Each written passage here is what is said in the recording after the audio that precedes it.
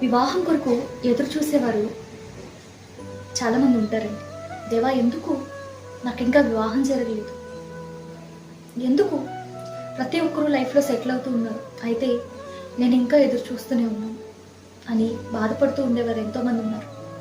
అయితే మీరు కూడా అలా దేవుని కొరకు ఎదురు చూస్తున్నారా? ఇప్పుడు జ్ఞాపకపరుచుకోండి. ఒక వ్యక్తిని మన జీవితంలోనికి దేవుడు తీసుకొని రాబోయే ముందు మనల్ని దేవుడు ప్రిపేర్ చేస్తాడండి.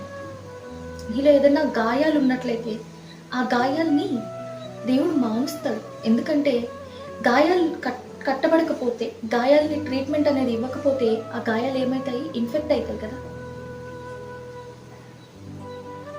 నీ క్యారెక్టర్లో కొన్ని ఫ్లాస్ ఉంటాయి. నీ యాటిట్యూడ్ ప్రాబ్లంగా ఉంటుంది. వీటన్నిటిని దేవుడు ముందుగా సరిచేస్తాడు. ఎందుకంటే